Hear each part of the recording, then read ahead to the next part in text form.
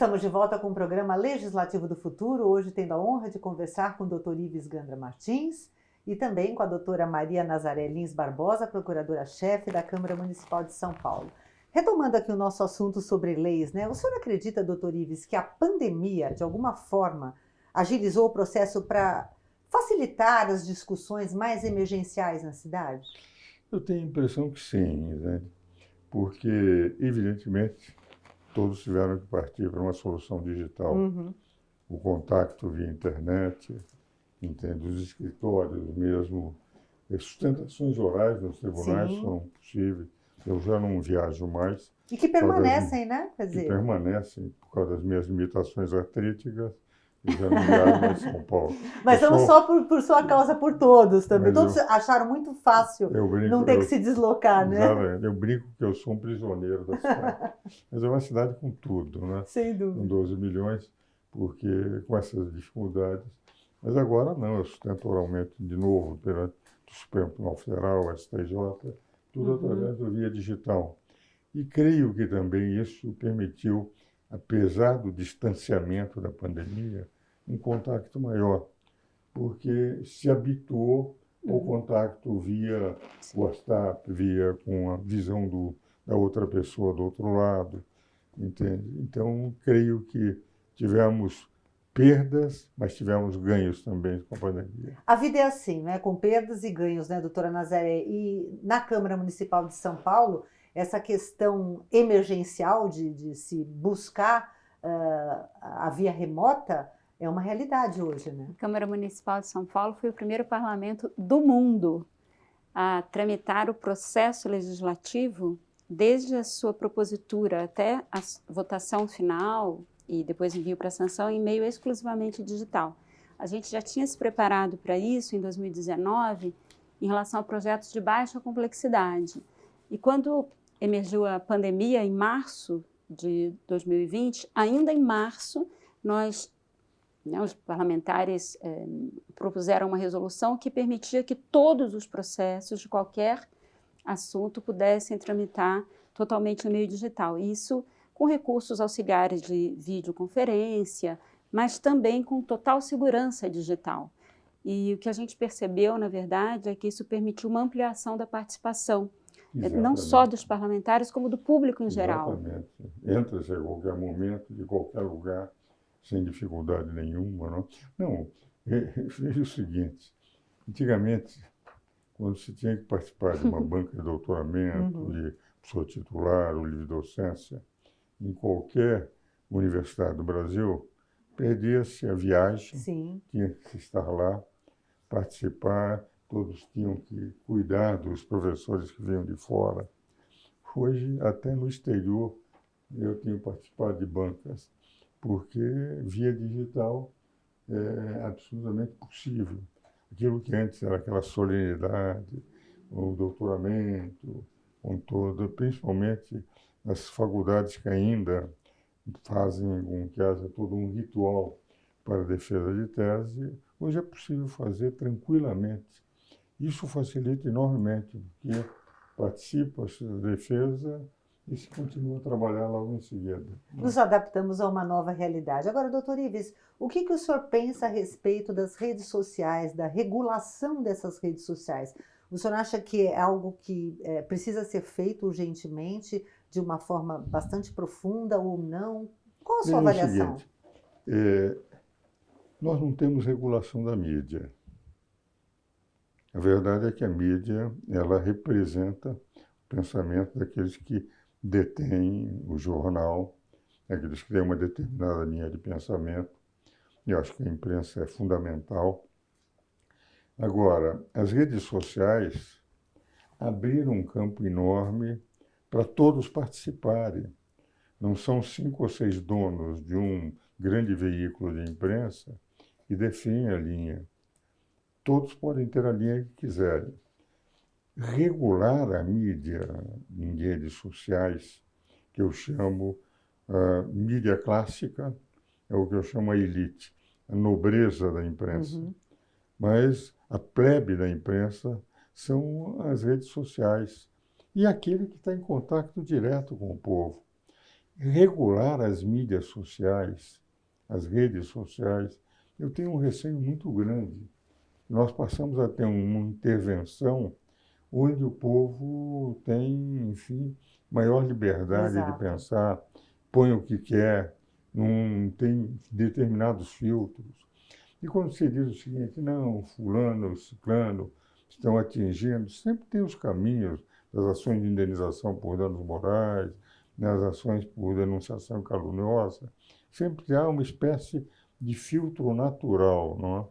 Então, eu pessoalmente sou contra as regulações tanto da mídia das redes sociais como da própria imprensa.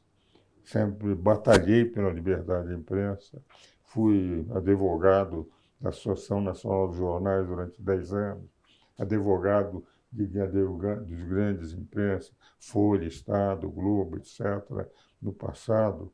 Isso é a importância da mídia.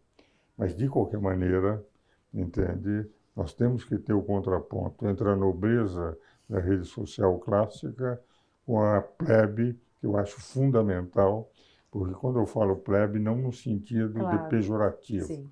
num sentido como se nós estivéssemos ainda nos velhos tempos, em que você tinha duas classes, dos nobres e das Seria as plebes. fontes não oficiais, vamos colocar É assim. que eu digo. Então, quando eu uso esse termo, não uso de pejorativo, até porque eu vivo em rede social.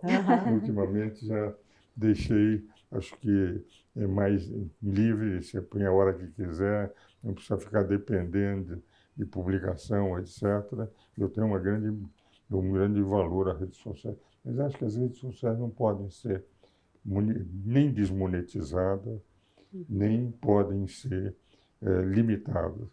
Porque se nós fizermos isso, nós estamos entrando não na liberdade da imprensa clássica, mas na liberdade de pensar do cidadão. O cidadão tem que ter a liberdade de dizer o que pensa no veículo que lhe é próprio. Eu vejo no Instagram, muitas vezes tem um seguidor, quantos seguidores ele tem? 39, 50, sempre, quer dizer, ele não tem seguidores, mas gosta de estar presente, gosta de apresentar suas ideias. Certo. E eu acho isso muito importante, porque todos passaram a ter acesso. Todos passaram a ter voz, não é? Exatamente. Vamos colocar assim. Nós não temos mais a necessidade de o cidadão, para pensar alguma coisa através da imprensa, necessitar necessariamente do New Obstat, de um dos grandes veículos de imprensa. Eu sou favorável, portanto, à liberdade total. Tá certo. E as redes sociais se transformaram num fórum, né? Um fórum de opiniões diferentes. A própria Câmara Municipal está nas redes sociais. Eu dizer o seguinte, eu vejo, e muitas vezes se tem uma noção correta do que acontece com o povo através das redes sociais. Que é aí que você vai percebendo a reação de fulano, Beltrano, dessa corrente, daquela, nos diversos veículos de redes sociais. Eu sou inteiramente favorável, sem controle, existem os mecanismos próprios de defesa, que são as ações que também podem ser utilizados contra a imprensa clássica. Quer alguma complementação, doutora Não, apenas Nazaré? lembrar que o senhor foi um dos grandes defensores, né, da imunidade de impostos de qualquer veículo de comunicação. Foi uma batalha imensa, né, e que o senhor saiu vitorioso. Fui advogado, conseguimos resultados favoráveis e que mudaram a Constituição, né? Impressionante mesmo. Antes de nós chegarmos ao final desse programa, porque uma conversa com o Dr. Ives Gandra passa muito veloz, né? Eu não posso deixar de perguntar um assunto que ele domina muito, quer dizer, ele domina vários, né? Mas esse ele domina especialmente. Às vezes eu penso que não domina nenhum.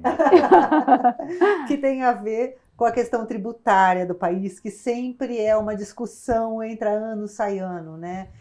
Na sua opinião, para se realizar, se fazer a justiça social, é preciso atualizar, rever os tributos deste país? Veja o seguinte, eu tenho uma posição que vem desde a Constituinte, onde eu participei de audiências públicas, etc., sobre o sistema tributário, e colaborei, inclusive, com alguns dispositivos que tem na minha redação na Constituição. O dado que eu vejo é o seguinte, o grande desejo do povo é uma carga tributária menor. E por que nós não temos uma carga tributária menor? Porque nós temos um peso burocrático muito grande sobre a sociedade. O que vale dizer, enquanto nós não equacionarmos o problema do custo da federação, é impossível pensar em reforma tributária, porque é a reforma tributária é que sustenta o custo da federação. Eu conversava com o Ulisses Guimarães, quando ele pensava e via ser presidente da revisão constitucional. Um dia eu escrevi um artigo no Estado com o título O Custo da Federação. E nesse artigo eu punha dizendo é bobagem falar em reforma tributária, porque o que o contribuinte quer é menos tributos. A forma como isso vai ser arrecadado não é tão difícil de se equacionar, mas é difícil definir o quantum do tributo a ser cobrado. E esse quantum não depende de nenhuma reforma, depende do outro custo, do custo burocrático, do custo administrativo. Então, eu ia dizer o seguinte, nós temos que primeiro equacionar o problema do tamanho da federação que nós queremos.